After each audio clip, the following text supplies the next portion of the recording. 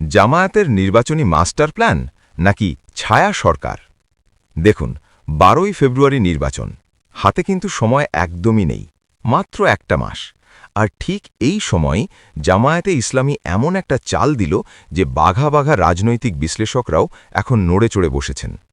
গত 8ই জানুয়ারি তারা তাদের 30 সদস্যের একটা জাতীয় নির্বাচন পরিচালনা কমিটি নতুন করে সাজিয়েছে। সাধারণত এসব কমিটিতে আমরা কাদের দেখি? দলের বড় বড় নেতাদের, তাই না? কিন্তু এবারের জামায়াতের এই তালিকাটা কেন অন্যরকম জানেন? 1. আমলা ও বাহিনীর হেভিওয়েটদের উপস্থিতি। এখানেই আসল চমক।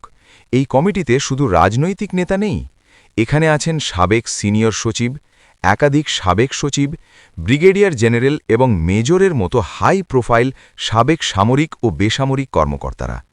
একটু ভেবে দেখুন তো, নির্বাচনী কমিটিতে সাবেক সচিব বা ব্রিগেডিয়ারদের কাজ কি? আসলে এটাকে রাজনীতিতে বলা হয় টেকনোক্র্যাট স্ট্র্যাটেজি। জামায়াত খুব ভালো করে জানে 5ই আগস্টের পর প্রশাসন এখনও পুরোপুরি স্থিতিশীল হয়নি। এখন মাঠের একজন ডিসি বা এসপির সাথে প্রশাসনিক ভাষায় কথা বলা, নিয়ম-কানুনের প্যাচ দিয়ে তাদের উপর মানসিক চাপ তৈরি করা, এগুলো একজন সাধারণ নেতার চেয়ে একজন সাবেক সচিব অনেক ভালো পারবেন। সাবেক সিনিয়র সচিব মু শাফিউল্লাহ বা সাবেক সচিব আব্দুল কাইয়ুমরা প্রশাসনের রন্ধ্রে রন্ধ্রে চেনেন। নির্বাচন কমিশনকে আইনিভাবে কিভাবে মোকাবিলা করতে হয় সেটা তাদের নখদর্পণে। 2. নিরাপত্তা ও ইন্টেলিজেন্স স্ট্র্যাটেজি। কমিটিতে ব্রিগেডিয়ার জেনারেল অব গোলাম মুস্তাফা বা মেজর অব মোহাম্মদ ইউনুস আলীদের রাখা মানেটা কি?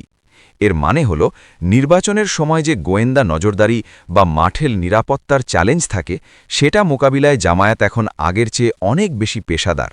তারা স্রেফ একটা বার্তা দিল, আমাদের শুধু তৃণমূলের কর্মী নেই, আমাদের কাছে রাষ্ট্রযন্ত্রের ভেতর বাহির বোঝার মতো মাস্টার মাইন্ডও আছে। 3. জেন জি ও ছাত্র শিবির ফ্যাক্টর। আরেকটা বড় পয়েন্ট খেয়াল করেছেন? ছাত্র শিবিরের সদ্য বিদায়ী সভাপতি জাহিদুল ইসলামকেও এই কমিটিতে রাখা হয়েছে।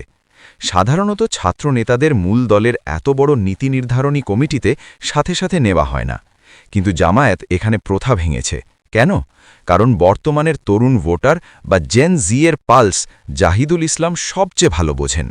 ছাত্র সংসদে ছাত্র শিবিরের সাম্প্রতিক বিজয়কে তারা এখন জাতীয় নির্বাচনে কাজে লাগাতে চায়। সার কথা, এটা কি কেবল একটা কমিটি? সহজ করে বললে, জামায়াতের এই 30 সদস্যের টিমটা একটা কমপ্লিট প্যাকেজ। আইনি লড়াইয়ের জন্য আছেন দুদে আইনজীবীরা, চিকিৎসা বা কারিগরি সহায়তার জন্য আছেন ডাক্তার ও ইঞ্জিনিয়াররা, আর মাঠের রণকৌশল ঠিক করার জন্য আছেন সাবেক আমলা ও সেনা সদস্যরা। সব মিলিয়ে জামায়াত প্রমাণ করতে চাইছে তারা স্রেফ আবেগ দিয়ে রাজনীতি করে না, বরং চরম প্রফেশনালিজম আর নিখুঁত ক্যালকুলেশন নিয়ে তারা ক্ষমতার দাবার বোর্ডে নেমেছে। এটাকে অনেকে মিনি ক্যাবিনেট বা শ্যাডো গভর্নমেন্টও বলছেন। তারা যেন প্রশাসন সামলানোর একটা গোপন ব্লুপ্রিন্ট আগেই তৈরি করে ফেলেছে। এখন আপনার কি মনে হয়, এই যে সাবেক সেনা কর্মকর্তা আর সচিবদের জামায়াত সামনে নিয়ে এলো, এটা কি তাদের নির্বাচনে বাড়তি কোনো সুবিধে দেবে, নাকি সাধারণ মানুষ বিষয়টিকে অন্যভাবে নেবে? আপনার মতামত কিন্তু অবশ্যই জানাবেন।